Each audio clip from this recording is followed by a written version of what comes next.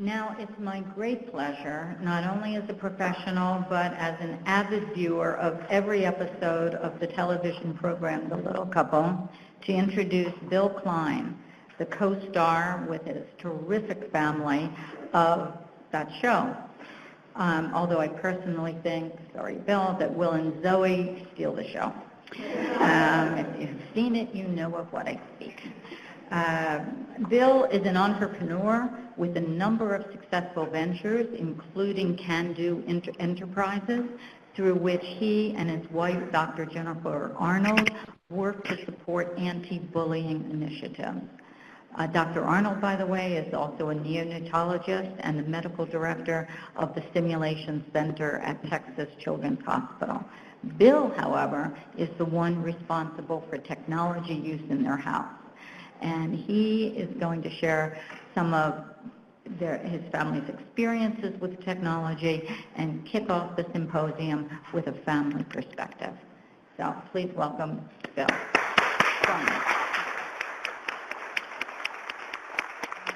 Thank you very much. No, I think I'm all set. Oh, that's right. Wow. Yeah, I feel like I wear a microphone every day, so this is kind of normal for me. Not normal for most. I don't recommend it.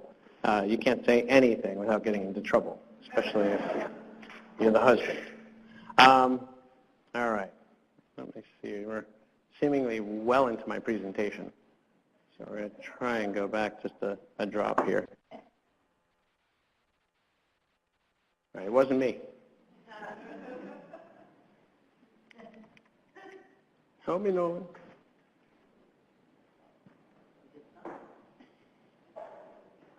Okay, let's see if that works. Uh-oh. Okay, so I'm a parent, one of two in our family, the lesser intelligent one, so you got the bottom of the barrel today, and I apologize for that. But together, my wife and I are parents to two children, Will and Zoe. Will is about to turn 7, and Zoe just recently had her 5th birthday. My wife, as some of you know, is a neonatologist at Texas Children's Hospital. She's a board-certified pediatrician as well. She's medical director at the Simulation Center, and her business card unfolds. It's got so many letters behind it. But she is the Wonder Woman in our band here. We started out, I guess about 9 years ago when we got married. And just before we had a discussion, a rather frank, serious discussion, about what we wanted to do when it came to starting a family. It was a big question in our minds. Being a little person, I have a type of dwarfism called spondyloepiphyseal dysplasia, which is a big mouthful. It basically means that I have a lot of orthopedic issues. I'm short in stature, which, in case you didn't see. And my wife as well has spondyloepiphyseal dysplasia. This is an autosomal dominant trait, which means that if you put them both together, there's a higher degree of lethality associated with our offspring. So not to bore you with biology 101, but we didn't necessarily enjoy those odds of 25% failure or morbidity. But we did have a discussion about how we wanted to build a family. We knew that we wanted to build a family, and that was the first part. We got past that.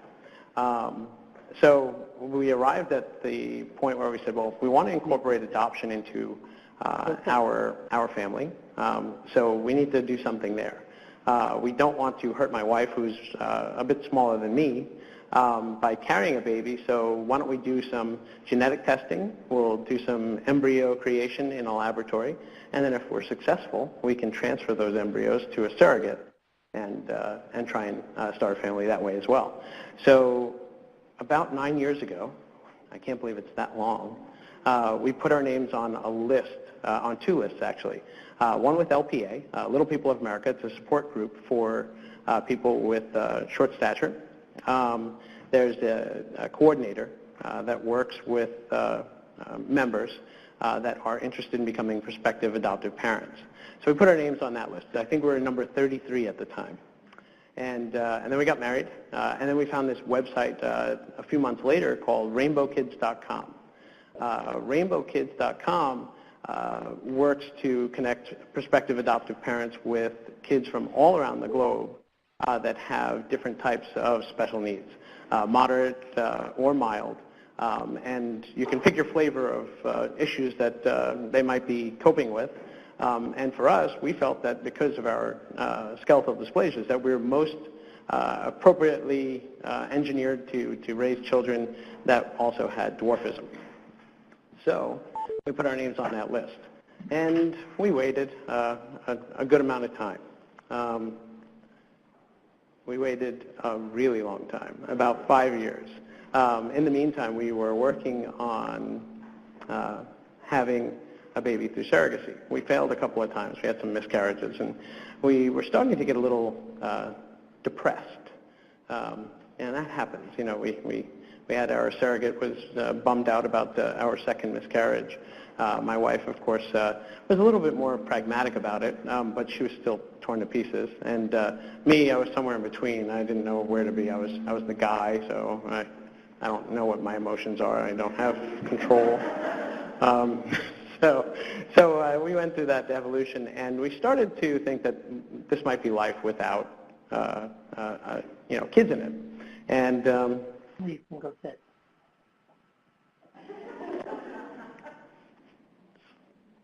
next slide, maybe. And then the phone rang. I know, suspense. So the phone rang, and it was a call from Rainbow Kids. Rainbow Kids gave us a call, said, guys, you're not going to believe this. There's this cute kid. He's in China. He's about 2 years old at the time, has achondroplasia, needs a loving home. This would be a perfect match. But you need to get your act together. Do you have your home study? Do you have all your paperwork? And I was like, what do you mean?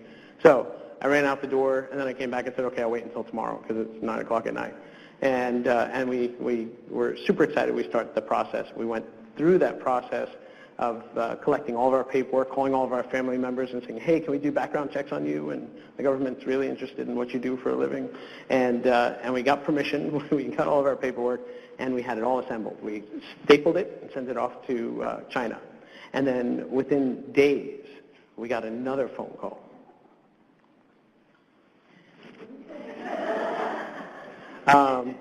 The phone literally rang again. This time it was from LPA, the support group that we had put our names on the list about 5 years earlier. She called us up and said, I know you guys are in the midst of adopting Will. I heard about him. He's fantastic. This is super exciting. And you're probably going to say no because you have to be out of your minds to pursue another adoption simultaneously. But your name's up on the list. So what do you want to do? And then she sent the picture. Exactly. Her eyes were bigger than the rest of her body. We became enamored immediately. And, of course, we couldn't say no. Little girl in Mumbai left in the orphanage less than a week old. And she was 9 months at the time that we had heard. I don't know how old this picture is, but it's somewhere between maybe 6 and 9. So we have our 2 kids in process. We, thankfully, it was kind of goofy. I had done all this paperwork for my son, and I had gotten duplicates of everything. And I don't know why I did that, because it costs money, and that's not like me. But I did. I got 2 copies of every single document. They have to be apostilled and all that fun stuff, and certified by the foreign governing body. So I had this big stack of documents from China, and then I had a big stack of copies. And they said, well, the law is changing in India in July, and it's June 28th. Is there any chance you could get something to us so we can get your name on her file so that things don't change, because we're afraid that she'll be gone forever? I said, well, it's funny you ask, because I'll FedEx it to you for tomorrow. And she, started crying. That was our adoption agency based out of Georgia that were blown away by the fact that we could actually make this thing mobilize. So we were parents, almost. We had our paperwork being shuffled around. We were getting phone calls from the Indian government, from the Chinese government, from the USCIS, the wonderful folks at the USCIS, for anybody that knows people in USCIS. While we were doing that, we came to the conclusion that we don't know what we're doing as parents, and this might actually all come together really quickly. So we should probably figure out how to take on the role of a parent of not an infant that we can learn from the ground up, but of an adoptive child that is coming from a foreign country, probably doesn't know much of the language, might have other medical issues other than the ones that we were signing on for. And we had no experience. So we went to Texas Children's Hospital. I knew somebody there. And so we got our foot in the door pretty easily. We went to their international center, which basically works to help adoptive parents prepare themselves and their family and their house and everything else for what might lie ahead when you go through the adoption process. So we started with a pre-adoption consultation, which I think some of this stuff actually made it to television too. And in that consultation, they talk about the tools that you can use to assess your child while you're on your trip. So, understand where they're at developmentally, from an emotional, behavioral perspective, what are you going to need to do? How are you going to deal with simple things like eating and food and travel and all that fun stuff.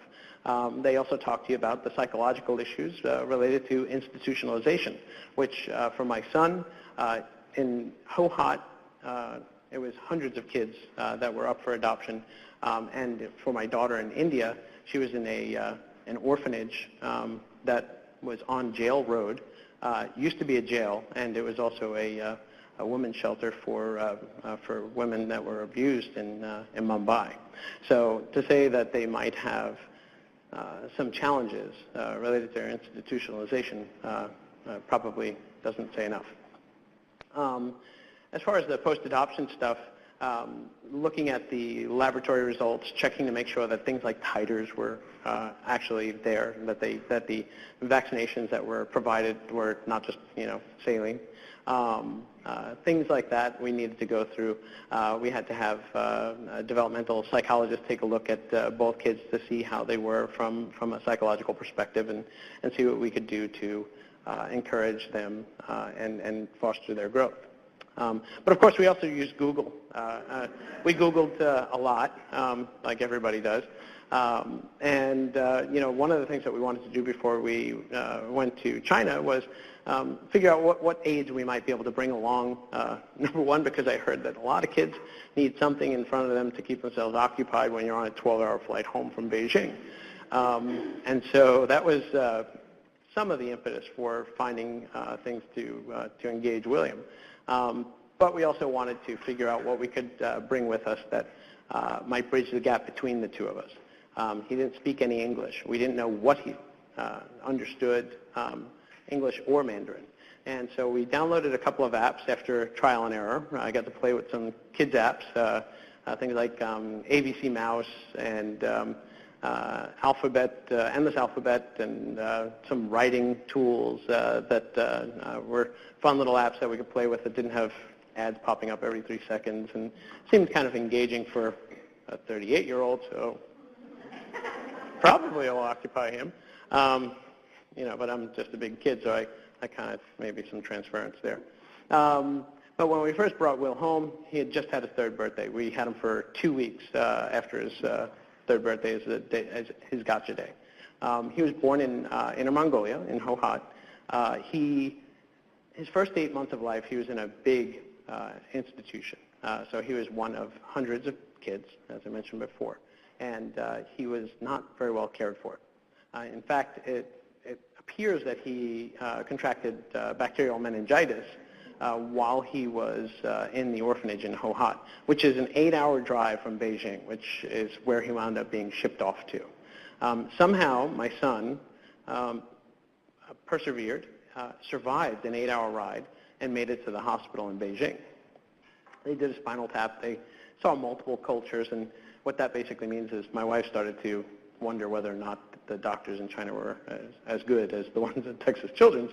But not knowing, we had to assume that there was some exposure, and so we started to evaluate Will's developmental status based on both exposure to meningitis as well as being internationally adopted, being in China, being in an orphanage, and having achondroplasia.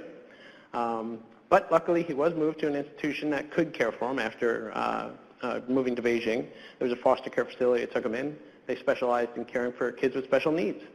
So he was one of 50 kids in this institution that were cared for by a U.S.-based couple that went to China back in the 80s, started this facility, and have enlisted a lot of Chinese caregivers to help out. The caregivers, though, they provided care as needed, which is kind of common in big institutions like this. So it was pro re nata, on demand was the way they handled things, but it wasn't proactive, and that's kind of a disadvantage for a lot of kids that are needing a little bit of encouragement.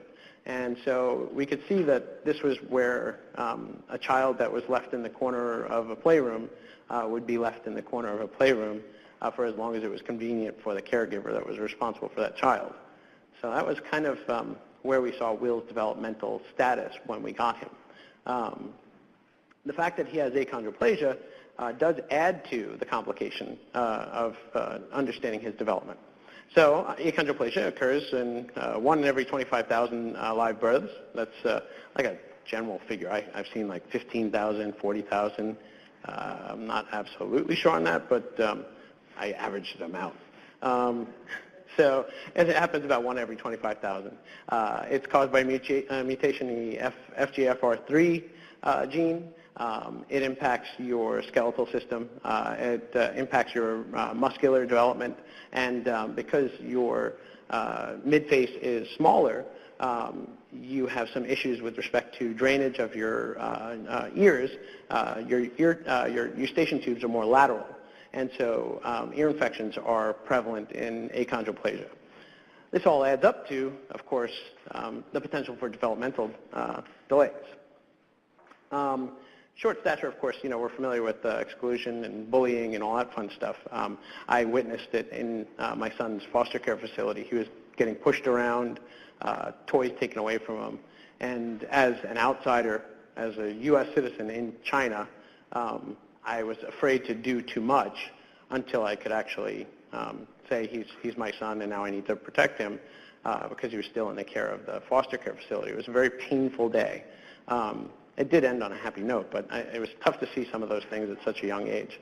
The psychological impact as they grow up will, of course, continue, and I can attest to that. Orthopedic issues and corrective surgery, it's not just the surgery itself, it's the impact that it has on your psychosocial situation. When you're taken out of the mix, everybody else is moving forward developmentally.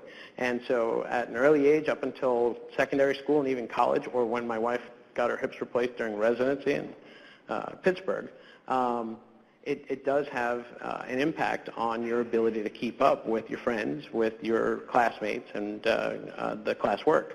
Hypotonia, which is something that's more exclusive to achondroplasia, not so much to Jennifer and me, relates to muscle tone.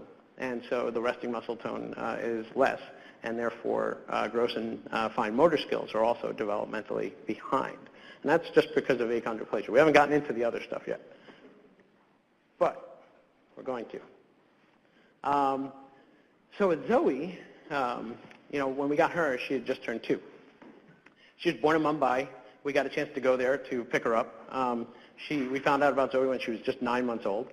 Her entire life, up until the day that we took her out of the orphanage, she was in a state-run institution. As I mentioned, it was on Jail Road. It was a rescue home for women above 8 years old, and then an adoption orphanage for boys and girls 7 and under. The resources there it made China look like Disneyland. It was amazing, amazingly terrible. no toys, no books, no windows in some places. It was depressing, and it also helped us understand where Zoe was coming from, so when we got back to the States, we would be more apt to address those concerns. So we were fortunate to be able to see everything. They took us for a tour to understand it all, but while that tour was valuable, it was also upsetting. You know, in Mumbai, they speak Marathi, they speak Hindi, and to a lesser degree, they speak English. So she had some exposure to multiple languages, which at an early age can be good if you continue them, and not so good if you're converting to the third language that she's been exposed to. The staff there, you know, were aunties, you know, Indian women mostly because of the fact that it was also a women's shelter that took care of kids as if they were their own, which meant they loved them, but they could only do so much with limited resources. And of course, they didn't have many kids with special needs because in India, at a population of over 1 billion, the way that they look at people is different than the way we look at people here in the States.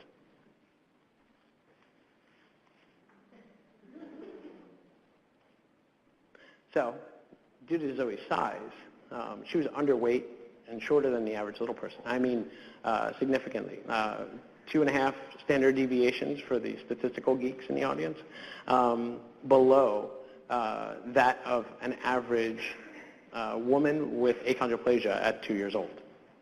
So she was teeny tiny. When we got her, she was 23 3/4 inches tall, and she was 15 pounds. She was skinny, she was malnourished, you know, all the things that you hear about. The caregivers treated her like an infant too, and you could tell with both my kids, they have a little bit of a flat back to their head because they were left on their back for a long time, for a long period of time. And so you could tell that there was a lack of engagement. She was treated like an infant and basically fed, cleaned, and put to bed. And so we knew some of that when we brought Zoe home, and we knew that there was going to be some issues with respect to attachment as well as her achondroplasia. So, a little bit about international adoption, attachment issues related to institutionalization, the fact that you wall off yourself from other people, you protect everything that you have. That goes along with eating issues, eating disorders, and the fact that you protect everything that's in your possession. You hear stories about children hiding food, doing the chipmunk, where they store it in their cheeks, all that sort of stuff. And with Zoe and with Will, we saw some of those things. Attachment more with Zoe than with Will, but we're prepared for both. I'm thankful that we got Will first because he was a little bit easier from a transition perspective. And so when we got Zoe, we were more able to focus on her, and Will was kind of set about 20 minutes after we got him, so it was kind of unique. But learning disabilities, obviously malnutrition has a role in that.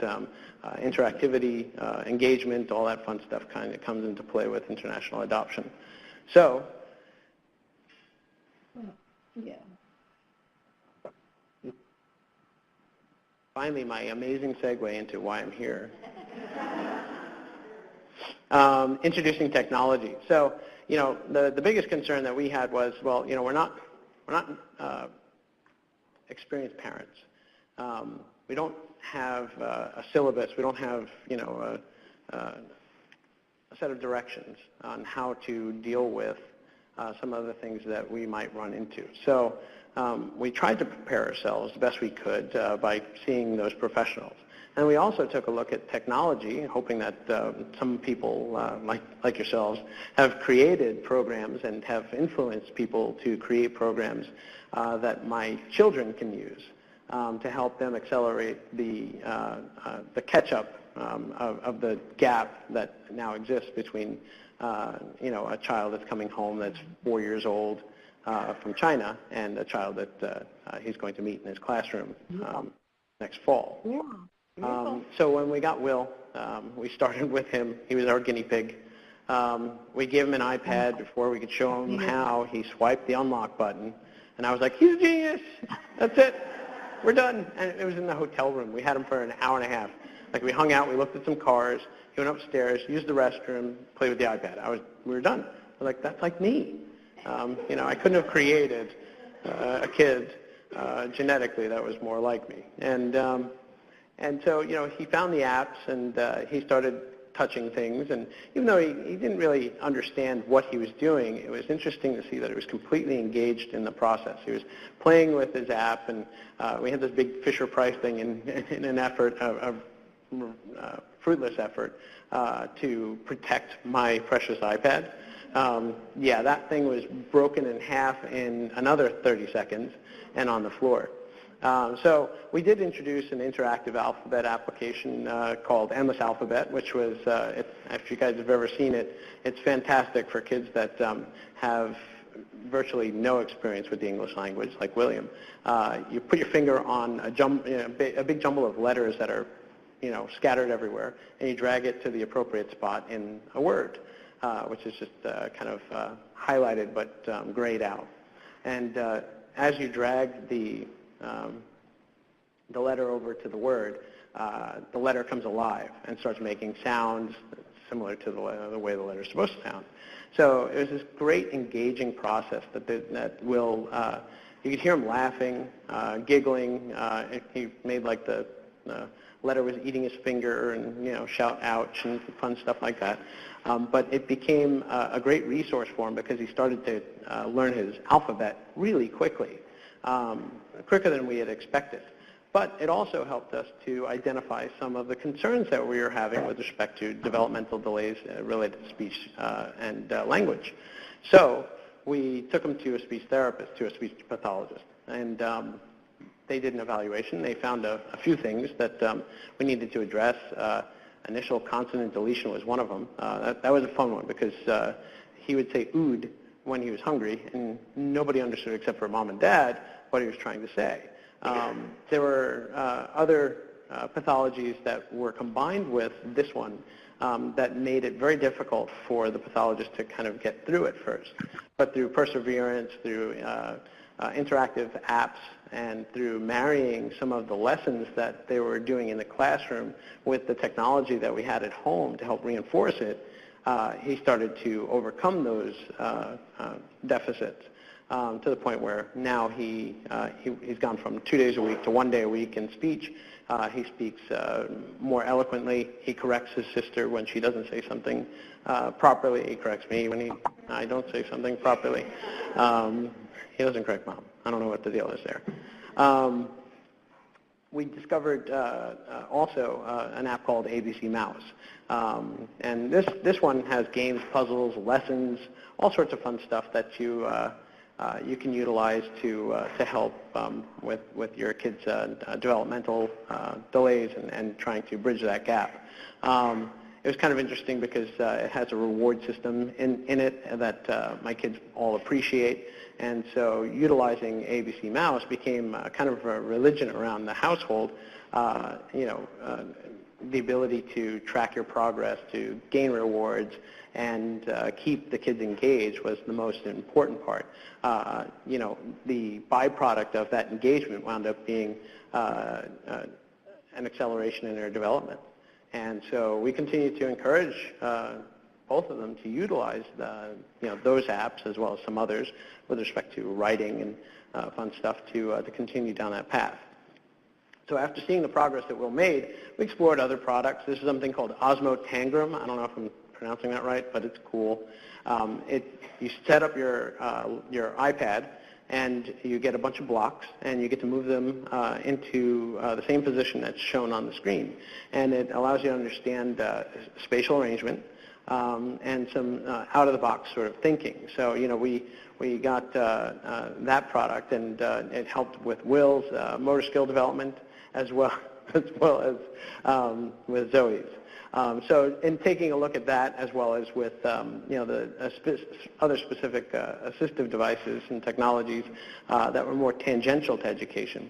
So for instance, Will's ability to pay attention in class had to do with more non-tech related things, but they were talking about technology or talking about lesson plans that they were executing in his classroom in kindergarten and first grade, and he wasn't able to pay attention. These are more along the lines of the ADA type of reasonable accommodations that are made, but we realized that they were starting to also keep him back. So we introduced some tech to help him keep up in situations where he wasn't able to utilize the chalkboard or be able to work at the same pace as the other kids.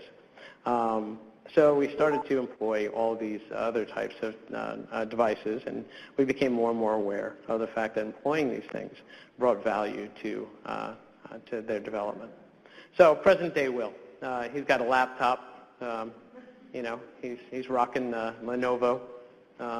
He's also got his iPad Mini too, I think, and he did break the one that I gave him in China. But today he signs in on his own. He uses his birthday as his code. So for all you hackers out there, that's his sign in is his birthday. And he still uses all the apps that we've been working with. He's now working on using Microsoft Word so that he can type his letters in and just see them pop up on the screen and start to appreciate being able to create sentences through a digital format. We're still using writing apps as well, so he's working on his penmanship and control, which is fantastic. And of course, he's just as happy as the day we met him. So with Zoe, we gave Zoe that same iPad about 6 months after we brought Will home without the Fisher-Price case because that was just a waste. Within a minute, we realized that we needed to purchase another iPad. Sharing not working there. Yeah. So that was supposed to be for Zoe, but it was Will that was dominating. He was showing it to her. But she took to the iPad just as quickly, if not quicker than Will did. Using Endless Alphabet and the ABC Mouse product was fantastic. They started recognizing letters and starting to formulate words. It also helped us to identify, once again, some speech deficits that we needed to address through speech therapy. So utilizing these products weren't just an on-the-side educational tool, but also helping us to identify issues that we needed some other intervention to help them continue to make progress and catch up to their classmates.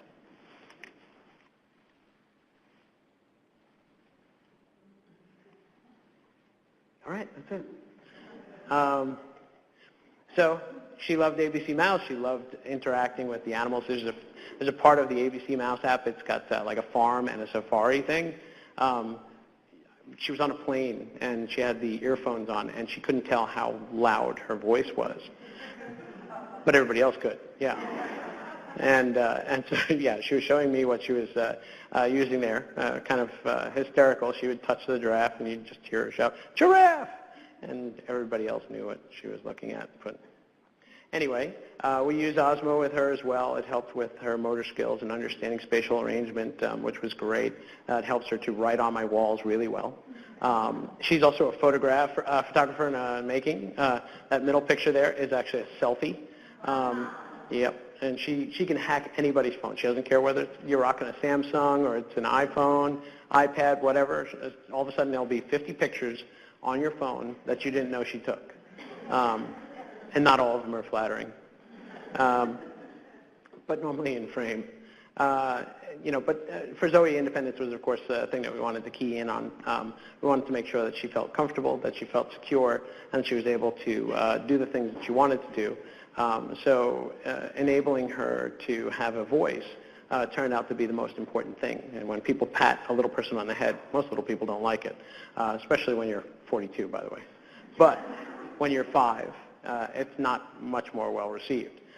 So Zoe had come home, said, I don't like being pat on the head. My wife said, tell your teacher to tell the other student and tell the other student. So the next day, the teacher came out and said, Zoe told everybody she didn't want to be pat on the head. And nobody has touched her head since. So the voice was important. So today, Zoe's gone from being a little girl that had attachment issues, which if you've seen my program, we did talk a little bit about them. It was pretty tough. For the first 2 months that she was home, she wouldn't talk to me at all. She would just cry by the door. And my wife was going through cancer at the time, so it made it a little bit more difficult for us to tackle these issues because I wanted her to feel safe, feel comfortable, and start, catching up with everybody else, leading a productive life. But now she's this. Now she's amazing. And, she's a happy kid. She's transitioned. I'd say that 95% of the attachment concerns that we've had are gone. They're still a little bit lingering, and that might change over time. She might not like me when she's a teenager. We'll find out. I'll get back to you. But it's been great. So our role as parents hasn't changed much.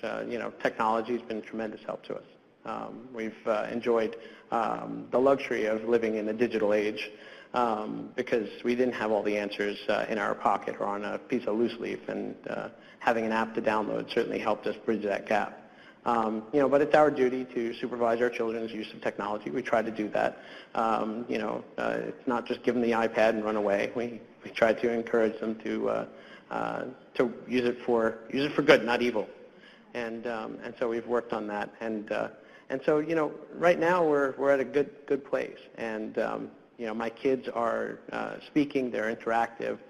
They've got a lot of interest in furthering their education through technology. And so I'm very excited, and I thank you guys for continuing to help me to help my kids be all they can be. So thank you.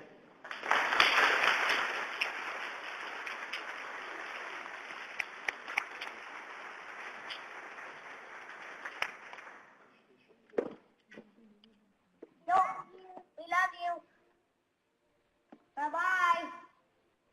Say fly safely. Fly safely. Fly safely. Okay.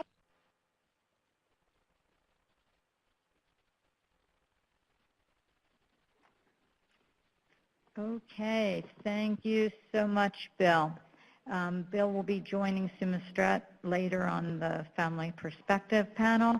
So those of you who know and adore Sumistrat, who's really a giant in the field, know that you may or may not hear any more from Bill. So, but they'll be together. Now I want to introduce Bridget Gillermini. Bridget's the director of Pacer Center's Simon Technology Center in Minneapolis, Minnesota. Pacer Center is an organizational partner with FHI 360, along with American Institutes for Research and Adirondack Accessibility in operating CTD. So today, Bridget is going to take us through 3 hands-on activities prior to each of the panel. For those of you participating remotely, all of the materials that we'll be using have been posted online, so hopefully you'll have no problem accessing them both today and in the future. Bridget? Awesome. Thank you, Jackie. So in your packet, and for our folks online, they should be posted online, are on the right-hand side as you're looking at it, 3 activities. And so the one I want you to pull out now is the activity called Get Them Talking. So this activity is about introducing augmentative alternative communication and a very rich vocabulary to children at a young age. So the first board, and these activities for you all too is available. We can make it available electronically, so if you'd like to use it as an activity with your staff, that would be an idea. But activity board 1 is a board made up of nouns. And so what I'd like you to do is partner up with a friend or a neighbor and see what kinds of things you can say. One of you use the board, and one of you use your speech. What kinds of things you can say using just nouns. And then give yourself a little bit of time to have that conversation. For our folks online, you can take a look and see how many things you can say using just a noun board. Then switch to the second board. And the second board is a board that's made up of what we call core vocabulary. And these are the words that are most commonly used. These were picked from the first I believe about 26 words that toddlers use. And so see what kinds of things you can say then with that board. And you should have a much more rich conversation using the second board. But go ahead and have that experience before we move into the panel. And so I'll introduce each activity as we do it.